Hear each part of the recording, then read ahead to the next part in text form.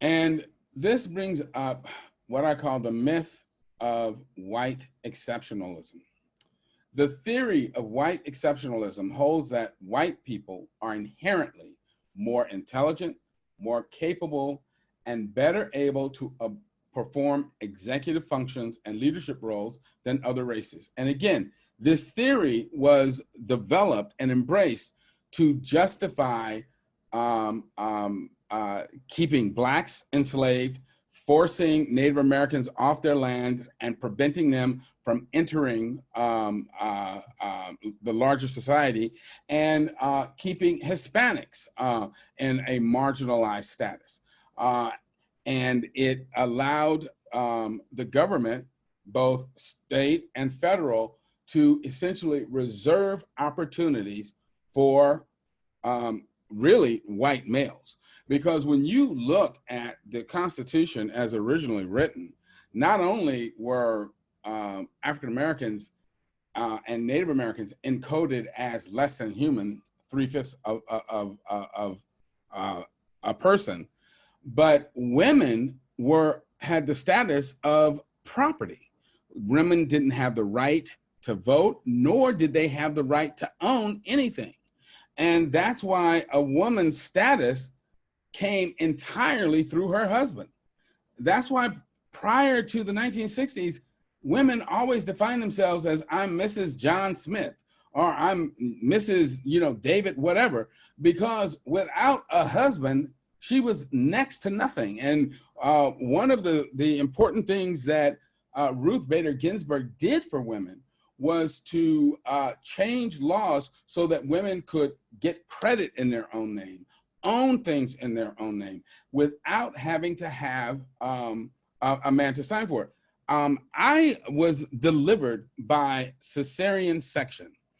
And when it became clear that my mother's labor was not progressing, because I weighed, I think, 9 pounds and 6 ounces, and my mom's kind of a narrow-hipped woman, and that she was not going to be able to deliver me naturally, the doctor told her, Mrs. Mills, I've got to find your husband so that he can sign the paper so I can perform a cesarean on you. And when my mom told me that, I mean, my jaw hit the ground.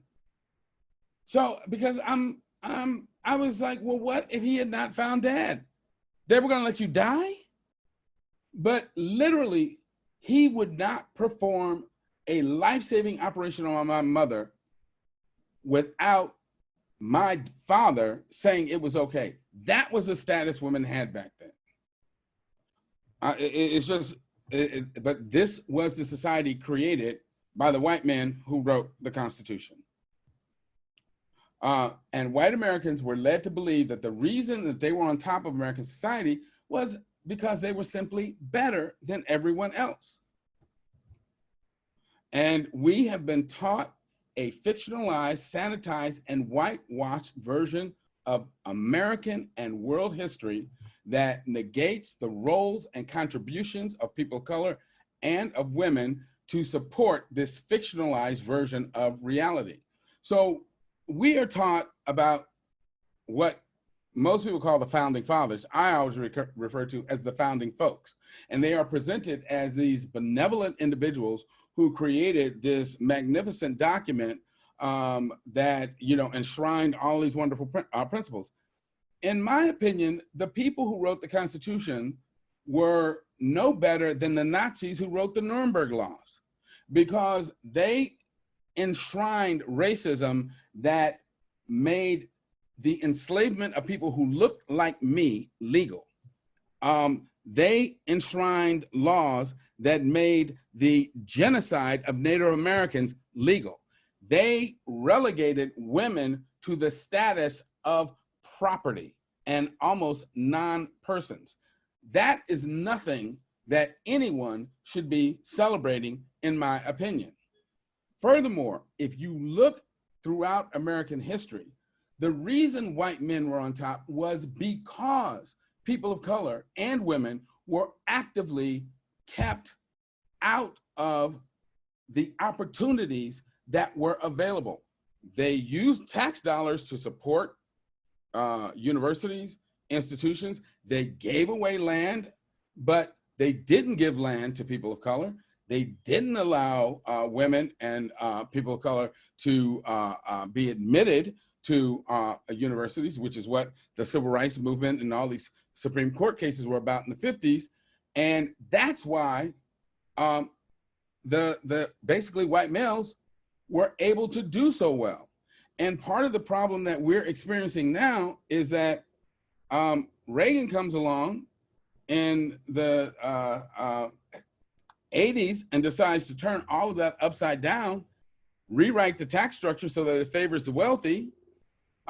Corporations then start shipping their jobs overseas, and suddenly middle-class whites find that all of the advantages that they used to have evaporated, and now they're looking for someone to blame. And of course, the Republican says, oh, it ain't us, it's those brown people over there. They're stealing your jobs. No, the jobs are in India.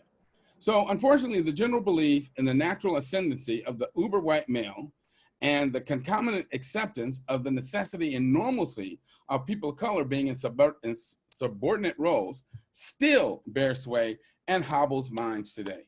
The fact that so many Americans are still willing to vote for such a malevolent individual as Donald Trump shows just how deep the socialization of white males as leader and benefactors goes. People are still unwilling to see this sociopath for the person he is. They still think that somehow if they can get him to say nice things, that somehow means, yeah, he's a good guy. Why? Because he's a white guy. But there's nothing natural about the order that we see in this country. So let's look at some of the ways the truth has been suppressed. Well, one of the major ways is look at the cradle of Western civilization, Egypt. This is what many of us saw in school. Egyptians were depicted as white, and they certainly were depicted that way in Hollywood. But in fact, the Egyptians showed themselves to be Black African individuals. All of these pictures I'm showing you are of Egyptian pharaohs. They have Black features, full lips, and they clearly were Black people. And when you look in the at the mummies, they have dark skin. When they painted themselves with dark skin. But let's look more closer to home. The light bulb. Who invented the light bulb? Well, people will say Thomas Edison. No, it wasn't Thomas Edison, because the fundamental, the key step in developing the light bulb, the electric light bulb, and what made it practical was the development of the filament. And that was done by Lewis Howard Latimer, a Black electrical engineer who worked for Thomas Edison. And Thomas Edison took the credit and got the fame, but it was actually this Black man that is responsible for giving us the electric light bulb, but most of us weren't told about that. And that's the way in which our history has been stolen from us. And this current anti-immigrant hysteria we find ourselves in, fostered by the Orange Orifice in the White House, the erroneous belief being pushed is that so-called illegal immigrants are taking jobs away from middle-class white Americans. And I feel like this woman, she said, if Mexicans are all drug dealers and rapists and you're afraid they're coming for your job, exactly what is it that you do? But it was never the case that a white asset-based middle class simply emerged at any point in American history. This was always a function of advantages conferred by the American government.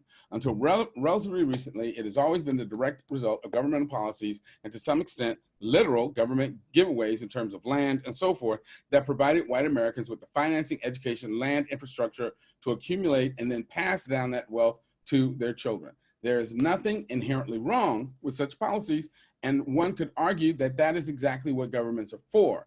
Unfortunately, the problem is that throughout most of American history, people of color were actively prevented from participating in or receiving benefit from such programs and institutions. And the cumulative impact of this historical and institutional racism has kept communities of color in positions of social and economic insecurity and dependency that led to food insecurity, and poor health.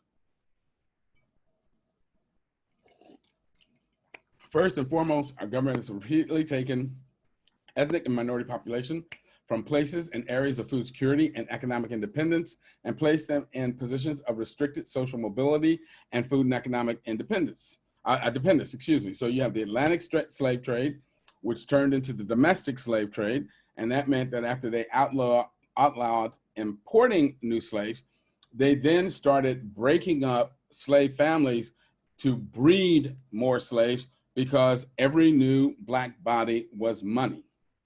The Indian Removal Act, again, forced Native Americans off of land that they had cleared and were using to grow crops to feed themselves, because number one, once you prevent them from growing their own food, they become very dependent. And this is the Indian Removal Act, the Cherokee Removal Act, and so forth. The Mexican-American War had to be fought because Mexican Americans were living in the United States all the way up to the Oregon-Washington border. And when the United States decided it wanted that land, basically they fought a war to force them off of it. And then said, you can't come back because now you're illegal. Once in positions of dependence, the populations were then used as dumping grounds for the cast-offs and excess materials produced by U.S. agribusiness, but only after those products had been processed and turned into commodities, because the commodity products had longer shelf life and could be stored for longer. So then you take the whole grain flour, you take the germ out and the bran, because as white flour, it lasts much longer. You process the sugar cane into granulated white sugar.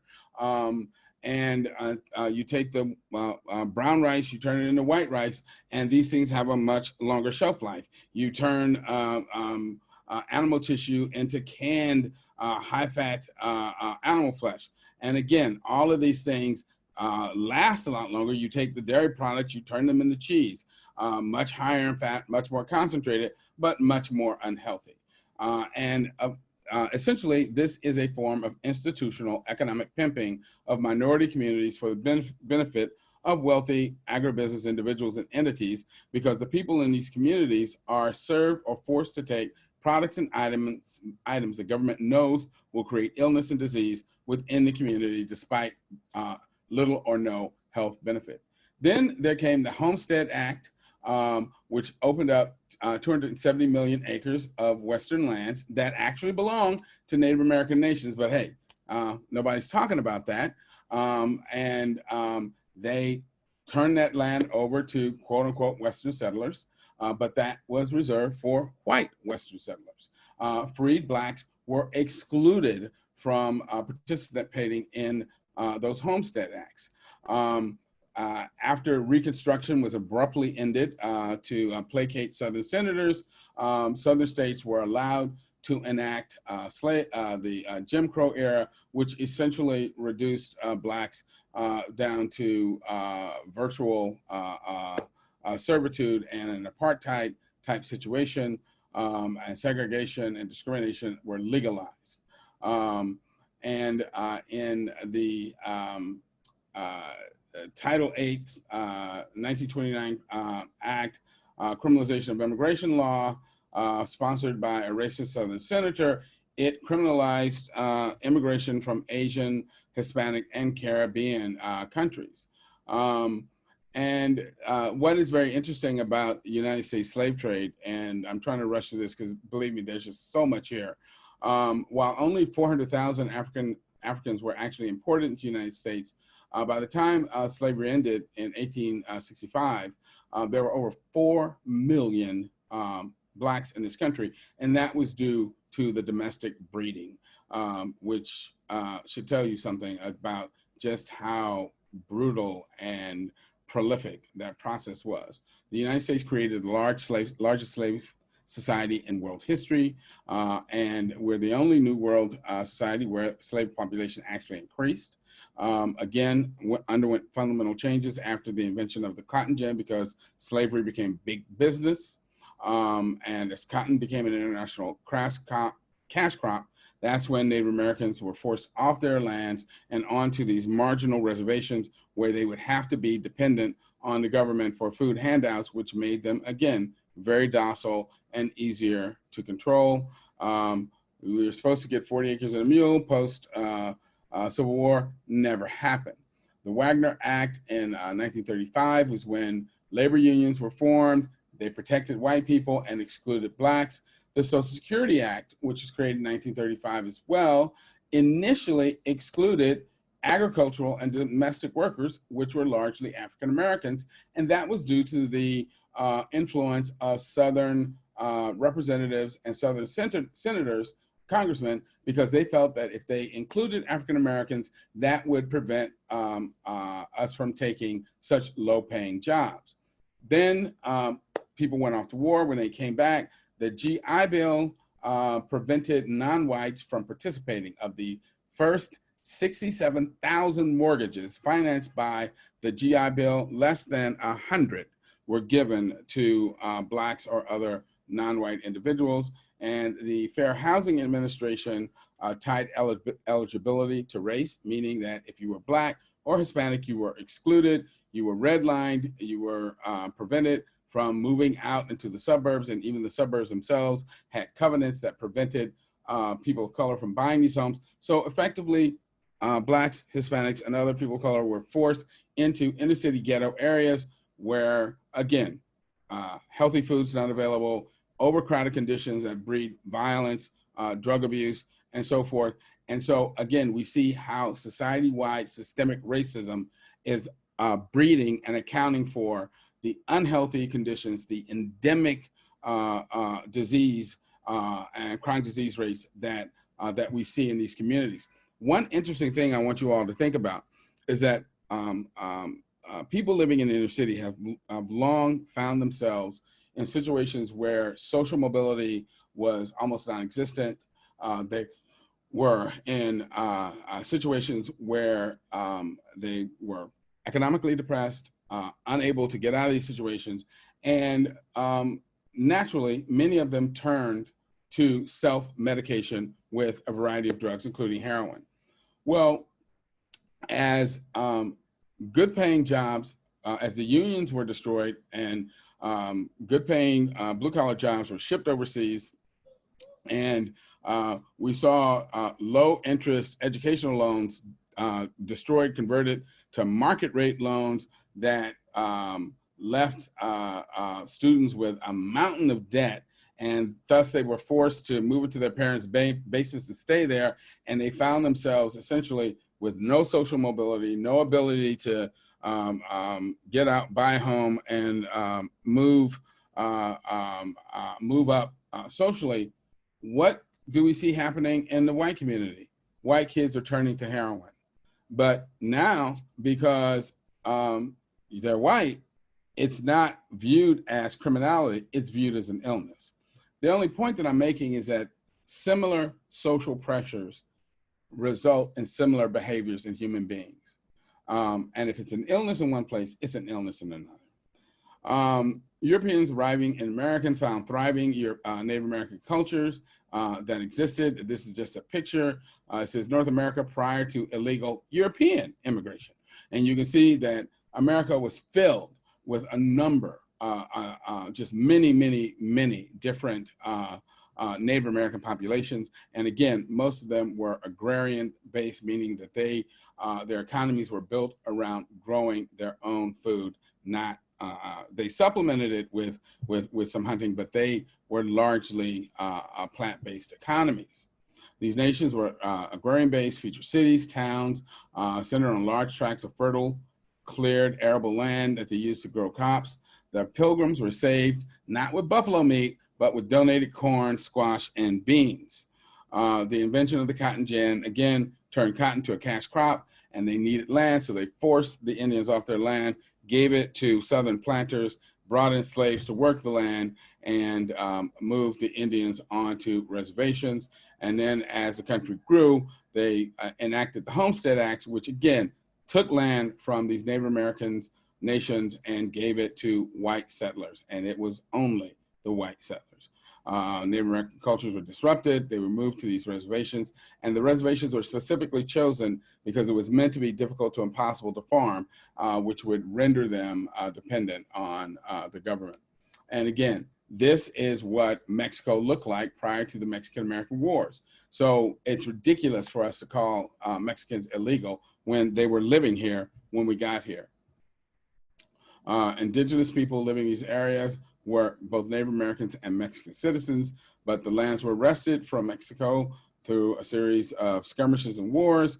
And once the territories were under control of US government, Hispanic individuals and their families that had traditionally owned and moved throughout these lands in a seasonal fashion were now deemed illegal and foreigners. In 1929, anti-immigrant movement emerged aimed at limiting or eliminating immigration from Asia and other non-white countries. And I mentioned already the Title VIII, Section 1325, that was crafted by this racist Southern senator, designed to block immigration from Asian countries that was referred to as the Yellow Peril. And deeming Hispanics illegal forces them to work in a marginalized status, and that allows these employers to exploit them by paying them below market wages, forcing them to work in unsafe, unsanitary, unhealthy conditions. And that's one of the reasons we see so many workers in these meat processing plants becoming infected and dying from COVID virus. Chinese immigration to the United States consisted two waves. First arriving mid-1800s, second in the late 1970s to the present. Immigrants in the 19th century worked as laborers, particularly on the Transcontinental Railroad, and they also worked in mining and suffered racial discrimination at every level of society. Again, they were referred to as the Yellow Peril. Japanese immigrants arrived first into Hawaii in the 1860s to work in sugarcane fields. Many moved to U.S. mainland, settled in California, Oregon, and Washington, where they worked as farmers and fishermen. They were barred from participation in the legal and political systems, including from becoming citizens, but they developed their own communities, created educational and business opportunities for themselves that were stolen from them. And the excuse that was used was that they were a threat to the United States because of the Japanese attack on Pearl Harbor, and they were forced to sell their farms like within a 48, 72-hour period, and they lost between $2 to $5 billion in 2019 dollars. Historically, Asians became victims of riots, attacks at various points in American history. 1882 Chinese Exclusion Act, 1924 Asian Exclusion Act barred additional immigration from Asian countries and declared Asians ineligible for citizenship, and without it, they couldn't own land. Net effect of this discrimination was to force them into economically restricted and depressed areas and make them, again, a prey for exploitation by unscrupulous employers and to keep them as cheap, exploitable labor. Redlining federal housing, loan discrimination against Blacks, Hispanic, and other people of color, ethnic minorities, forced them into economically depressed inner city and rural areas. Jim Crow laws, segregationist practices actively restricted and blocked access to better education, jobs, housing, which in turn limited social mobility, limited access to decent healthcare, limited access to decent food. The net result of all of this is to destroy the health and destroy the health profile of entire communities because there aren't health clinics, there aren't dental clinics, there aren't hospitals, there isn't good food available, but meanwhile they are targeted by fast food outlets which are subsidized by the government, making this cheap, unhealthy, greasy garbage readily available, and it further destroys the health and undermines the health of the general community. And because of restricted educational opportunity and being targeted to low-wage jobs and food desert areas, Black and Hispanic people and other people of color are placed in areas and positions of food dependency. A food desert is described as a low-income area where the majority of people live more than 10 miles from a supermarket.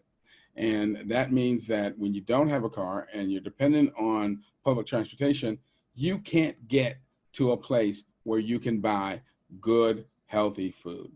People of the poorest economic status have 2.5 times exposure to fast food restaurant as people living in more affluent areas, and 2.1 million households, they don't own a car, so they can't get to a grocery store.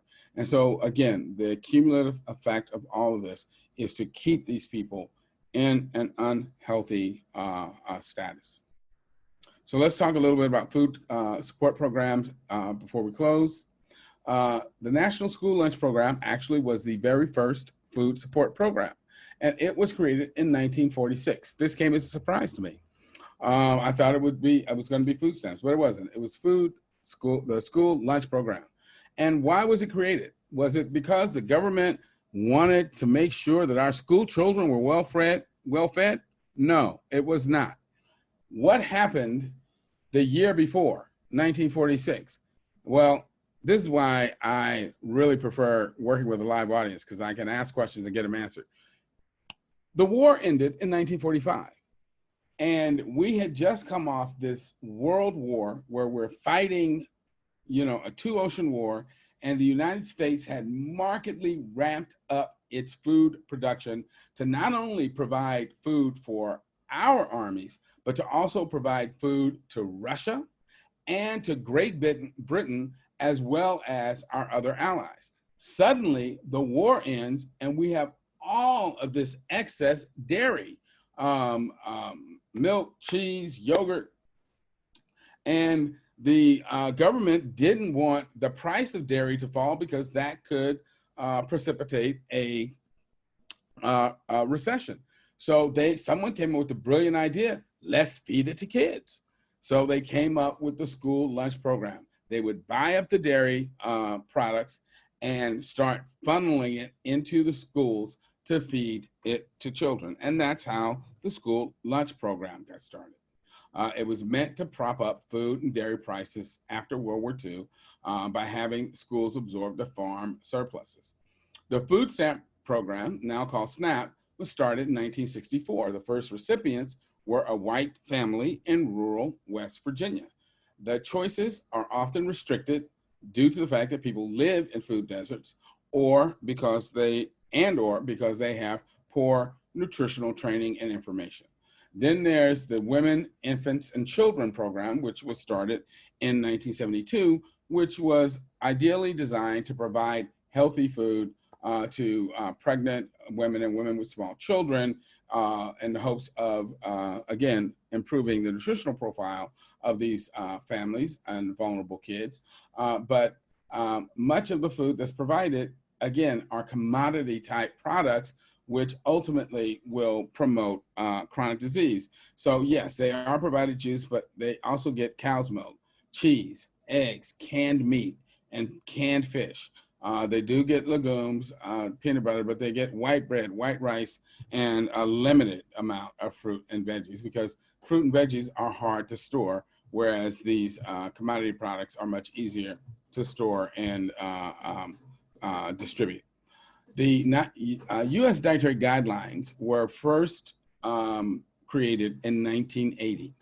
And you will be forgiven if you, like me, thought that the U.S. dietary guidelines were put out by the Department of Health and Human Services. They are not. They are put out by the USDA, that is the U.S. Department of Agriculture. And the dietary guidelines were created not to improve the overall health of Americans, but to increase the market for the agricultural output of American farmers. And as a result, from the very inception of the dietary guidelines, there has been this tension between the push of agribusiness lobbyists to try and get the dietary guidelines to promote the consumption of dairy and meat, and the scientific members of the panel who are trying to limit the promotion of dairy and meat, because the science shows that the less meat you eat, the less dairy you eat, the healthier people are. So as I said, there's been this conflict from the very inception. the inclusion of cow's milk products as part of the dietary guidelines is not based on science in the least. There is absolutely no need whatsoever for humans to be eating the mammary products of another species. And in fact, there's abundant science that shows that it creates and promotes excess disease in humans and should be eliminated. Western diet recommendations create excessive disease in people of color. So let me close by talking about privilege. White Americans are born with privilege.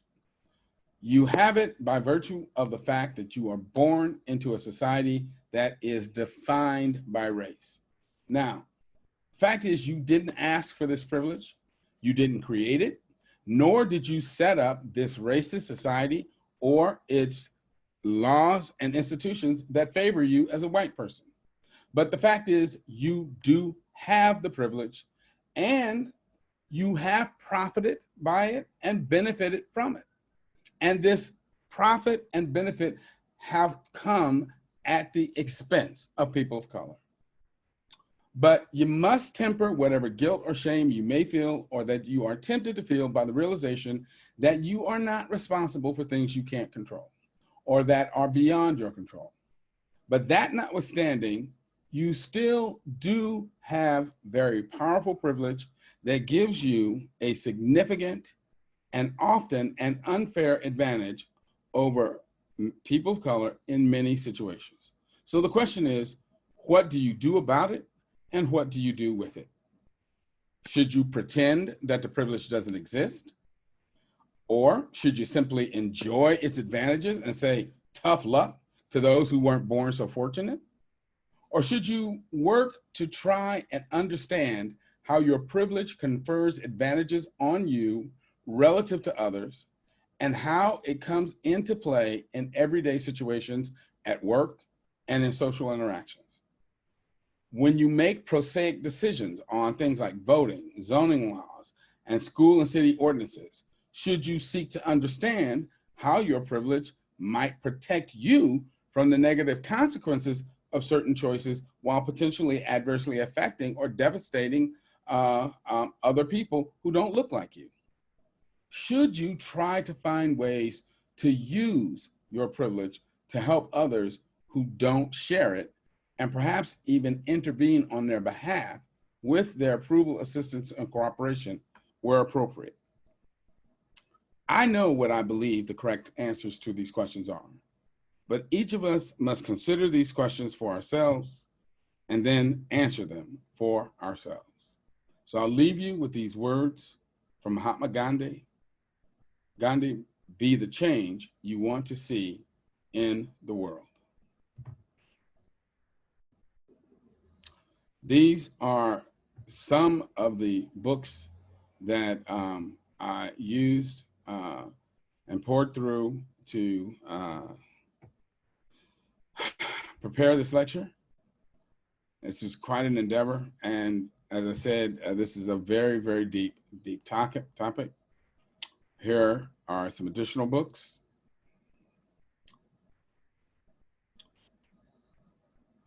And here are some others. And I will say that the book Cast by Ms. Wilkerson is a truly amazing book. Isabel Wilkerson is a brilliant, brilliant writer. And reading her book makes me embarrassed to think that I even considered trying to write a book. But after thinking about it, I realized that if I were crossing the street, I wouldn't allow myself to be run over a bus just because I don't run as well as Usain Bolt. So I'm still going to try to write my book. So the reason we need question and answer sessions is because sometimes we say one thing, but our listeners hear something else entirely. And that's illustrated by this cartoon. So with that, I'll open it up to discussion. And I think I need to take my screen off share. Milton, that was fabulous. There's applause all over the nation right now for you. You're clearly eating a whole food plant-based diet because you have so much energy. I can't believe how long you just went on, but that was all. You could go, for as far as we're concerned, you could keep going. It was just, Well, yeah, thank you, Ted. just really wonderful. Thank you so much. I really appreciate it. And to see all the comments, I can tell you that everyone else really appreciated it too. So I just want to say that Stanford Medical School made a very good decision when they admitted you, and and we're all the beneficiaries of that. There's quite a few questions that I want to on the Q&A program. Listen, we can go through them. Don't worry about the time. I'm good. Okay, great, thanks. Well, I wanted to ask a question. Can you just talk a little bit about weathering? Because I don't think you mentioned it today. Weathering? Weathering. Has that maybe? I'm not familiar with that term. Okay. At least not in that form.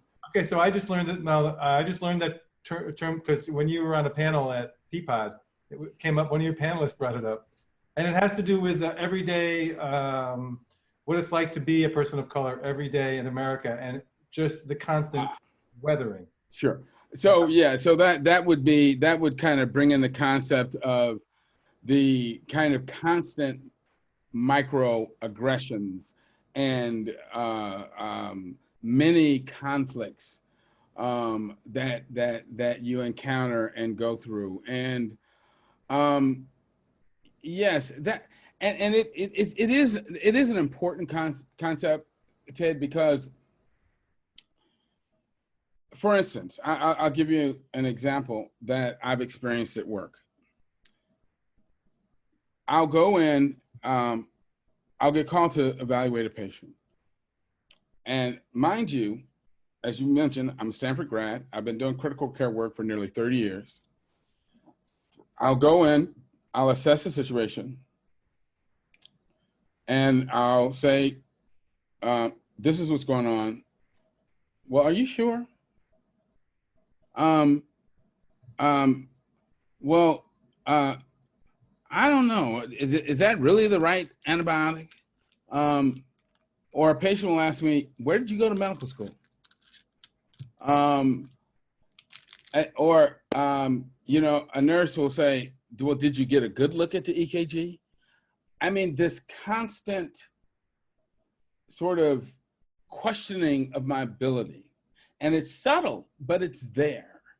I recently was called to evaluate a patient in the emergency room, and the rapid response was called because the ER nurse, who was very young, and in my opinion, inexperienced, said, the patient's going to respiratory rest. She's belly breathing and using her accessory muscles, and she's tachypnic and she's desading. And I get there and I look at the monitor, and the patient's oxygen saturation is 97, her heart rate's 85, and her blood pressure is normal. And she's breathing like maybe in the low 20s. She's clearly doing fine. Now, she was a little agitated. And I told her, I said, she's having an anxiety reaction, but she's not having respiratory problems. Well, she was, I get an ABG. The ABG shows, you know, absolute, total normal ventilation oxygenation. I go out, review the chart. She has a sodium of 124, which for the people who are not doctors, that is very low and can account for non-normal mental functioning. So clearly she was having, as I said, delirium kind of, her problems were agitation, delirium, mental, not respiratory. But I'm having to go through all of this with this nurse because she's challenging my judgment. And I've been through this enough that I know when somebody is challenging me because they're wondering whether I know what I'm doing. But, you know, it's sometimes hard for other people to see that. And that gets very frustrating. It gets very tiring.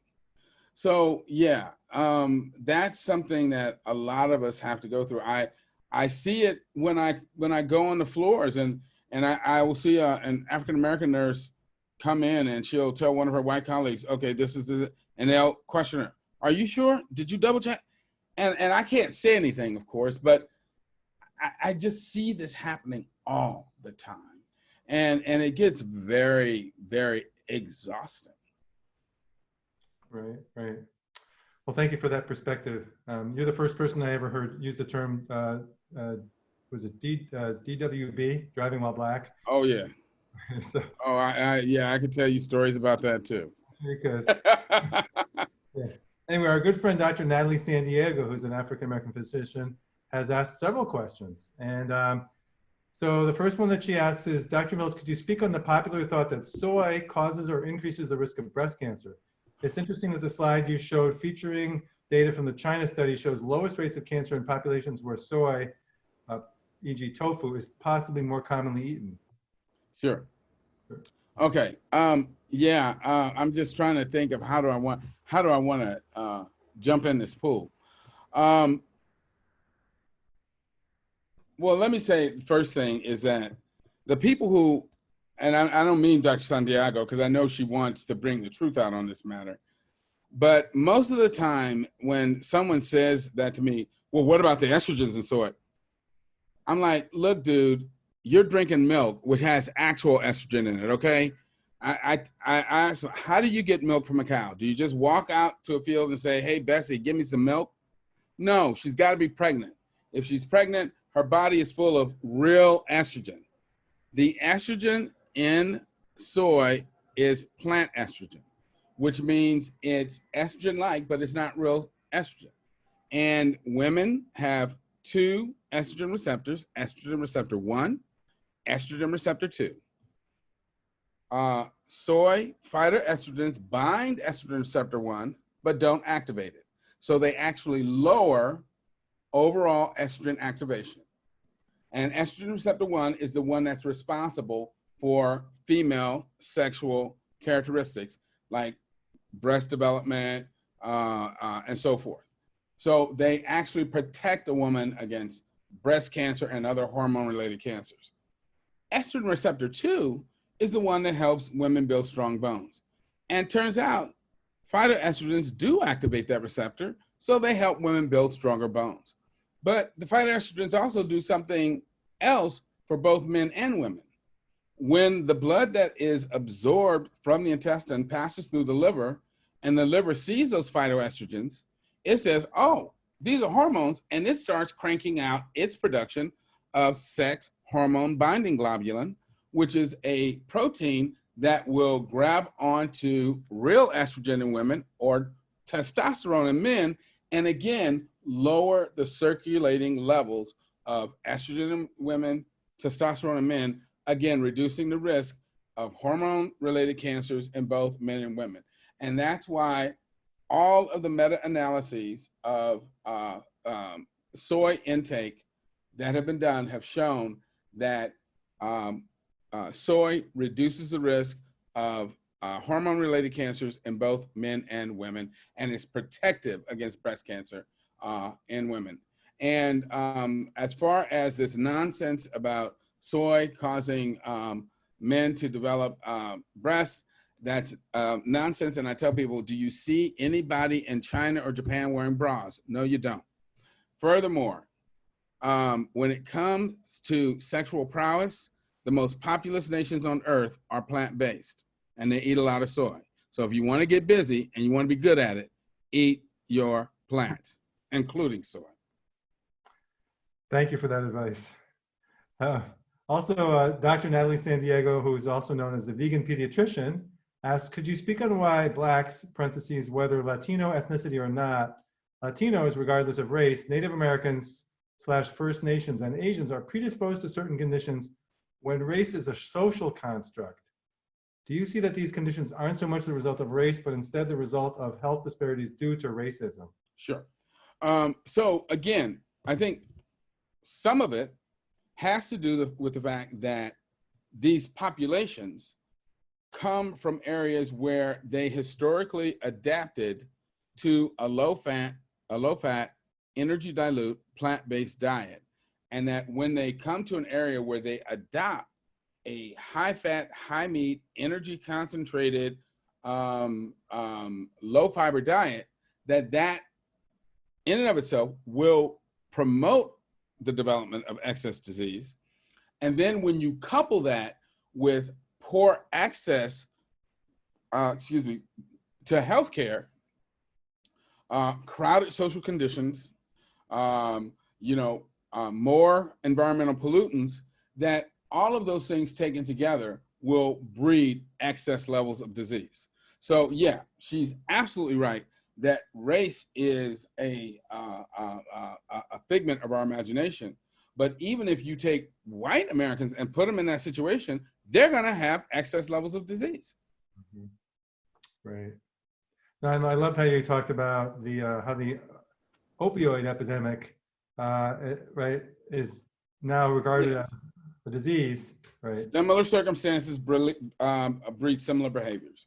To me, I think that is just so telling and so important for people to understand and see that we're all humans and we're all susceptible to the same environmental and social pressures.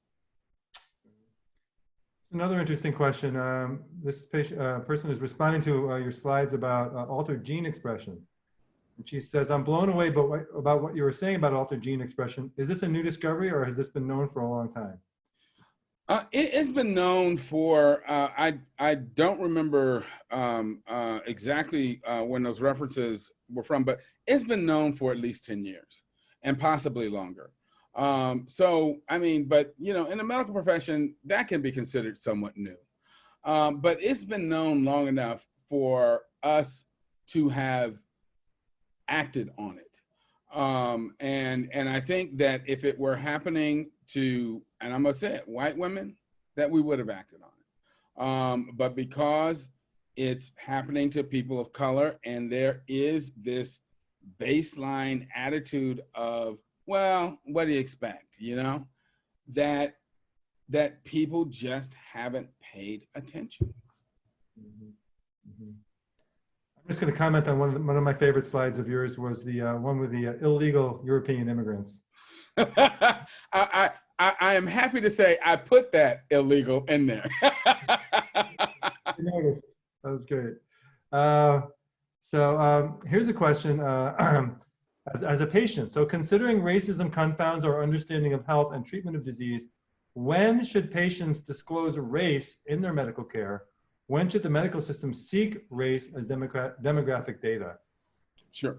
So I think that while it's important to understand that race is an artificial construct, that, well, so again, all right, and please don't, for the folks listening, please don't make the wrong associations. Dachshunds, Great Danes, Cocker Spaniels, and Irish Wolfhounds are the same species. They're all dogs. They look different, but they're all dogs, which is why they can mate with each other. But they also, because they've been separated from each other for a while, are susceptible to different problems. Because it only takes a small increase in gene frequency to cause a problem to show up in mammalian physiology. So again, while there really isn't a difference in the races in terms of who we are internally and physiologically, there are some differences in terms of our disease susceptibilities given certain gene frequencies. And so I think it is good to, I mean, look at men and women. Men and women are the same race, the same species. But you damn well better tell somebody you're a woman or you're a man, because it's going to make a difference in how you're treated. Mm-hmm. And the same thing is true with respect to quote unquote race. It's just that the clinician needs to understand what it really means and not inject their hopefully inappropriate attitudes and baggage into the dynamic. Thank you. And then Kathy Pollard, our friend Kathy Pollard. Before I ask her a question, I'm just going to say that anonymous attendee says, please write your book. I'm trying. You've been condemned. Okay. Kathy Pollard asks, how can we improve food banks and school food programs that just offer terrible, shelf-stable food that perpetuates disease for those most susceptible? Oh, yeah. I mean, first of all, that's a huge question. I think one of the first things we have to do is start with education. And because it's for those of us who are in the plant-based movement, it's almost hard to realize that a lot of people still don't get it. A lot of people still think that animal foods are important for health, that animal foods are necessary, and that if you eliminate them, you can do that and still be healthy.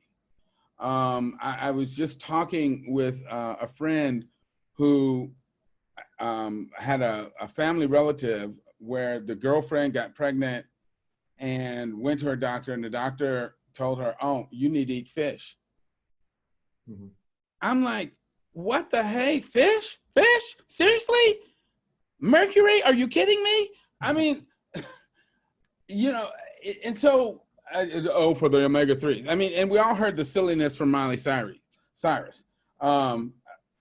So there's still a lot of misinformation out there about the necessity for including animal food. So the first thing is we've got to do a lot of education, and part of that probably needs to consist of developing more portable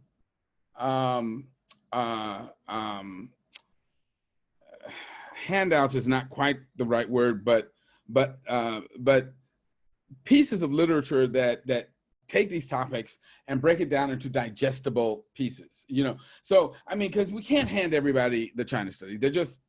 That's too much. Then, you know, they don't have time to, but we could give somebody a tract on omega-3s, plant-based sources of omega-3s, on protein, plant-based sources of protein, and that they are complete and they are sufficient, on the importance of green leafy vegetables, on why beans are such a good source of protein. So that, one, people will understand, oh, wow, not only are plants adequate, but they're actually better than these animal sourced nutrients. So that's the first thing. And then to start dropping these kinds of things off at the food banks. So, you know, I'm dropping off, I mean, dry beans are cheap as all get out. You know, a bag of brown rice, a bag of, well, I love wild rice, but it ain't cheap. But, you know, things like that. And, you know, trying to help people grow their own vegetables. I mean, it's easier to do in spring and summer to grow it outside, but you can even do, I know a lot of people are growing things in, help me out, Ted, not jugs, you know. Hydroponics? Greenhouse? Not, well, that, but also the bins, the trays, the raised beds? Yeah, exactly. Thank you. Raised beds. Yes. So that you can actually make use of space that you have on your patio, on your, you know, around your house, and even inside your house to grow vegetables that can then be dropped off at the local food bank and that kind of thing. People have organized, like, actually, one of the interesting things, I live in a large apartment complex. 2 days a week, they have a farmer's market here at the complex. where local farmers come in and they block an area off and they sell produce right here. So you can do innovative things like that to make healthier options available for people. Just have to be creative. Mm-hmm. Very interesting. You know, one of the things that I'm learning is that we, well, the Invisible Vegan was sort of got me started. And I know, who's the woman who wrote By Any Means Necessary? Tracy McCorder. You know, she's the one who said, you know, she used to show up at these vegan events and people would, and they're mostly white people, and people would say, oh, it's so great that you're here at meeting, right? Yeah. She'd say, I've been vegan since I'm 18, you know, it's good. Right. Yeah. You know, and I don't think that it's known that there is a long African-American tradition of being vegan and being plant-based. Right. And I know you participated in Dr. Judy Brangman's summit, and that is just beautiful. She produced 21 videos, all Black people. They're not all African-Americans because Judy Brangman is from Bermuda, right? Right, yeah. But what did you think about that? I'm gonna tell you, I was floored.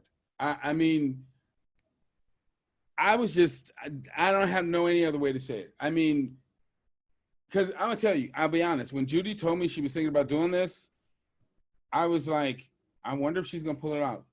She blew it out of the water. I was just so impressed with her drive, her ambition, her organizational ability, and honestly, my hat is off to her. I thought she did a wonderful job. Yeah, I did too. I mean, she had Terry Mason, she had you, she had Kim Williams. Yes. Quite a few people I hadn't heard of, but the point is now we have educational resources that instead of looking like it's coming from people who look like me, it's look like you, and it's it was awesome. Yes, it was amazing. I'm so proud of her for doing it. I'm just so excited. Yeah, it was just really great. And then, well, we're getting pretty close to the end here. It's been almost 2 hours, and I salute your all the effort you've put into this. But here's the final question: is what's the book going to be on? Okay, well, obviously there's like, at this point there's like multiple books, but the first book is going to be the book where my goal is to prove that human beings are natural herbivores by design. And so it's the core of the book is going to be the comparative anatomy, looking at design features associated with herbivory, eating plants, and comparing that to those associated with meat eating, but then also looking at by design omnivores like bears and raccoon, and showing that human beings aren't by design omnivores. But then I'm also going to delve into the psychology of eating, because that's part that people don't think about very much. Because in order for you to survive, you have to want to eat what you're supposed to eat. And as a physician, you know that the fundamental defect in anorexia nervosa is that people suffering with that disease develop a disgust response to all food. They look at food and they just feel disgusted, and so they don't eat. And if you're disgusted by food, any food, you starve to death. So you have to want to eat what you're supposed to eat. So the question is, what makes us want to eat? Well, there's what I call food interest attention. What stimulates food interest attention in meat eaters? Movement. Because in nature, if something is moving, it's usually alive. And if it's alive, it can be eaten. But that's why dogs like to chase balls and cats like to chase things that are dragged in front of them, because it stimulates that part of their brain that says, hey, that could be something that I can eat. I mean, you know, it also stimulates play, but whatever. But what stimulates food interest attention in humans? Things that are round and smooth and brightly colored, particularly things that are red and pretty, and things that smell like plants. And that's why when we want to eat animal flesh, we have to cut it and shape it and make it look like round, smooth-edged plant products, cover it with a bunch of plant products, and actually take all the stuff off of it that makes it look like an animal to make it look like a piece of a plant and make it taste like a piece of a plant. But even more importantly, our brain knows that the more plants we eat, the healthier we are. So what do we want to smell like? When you get ready to go out and you put on some cologne, what is that cologne made from? Dead animals? No, it's made from flowers and fruit.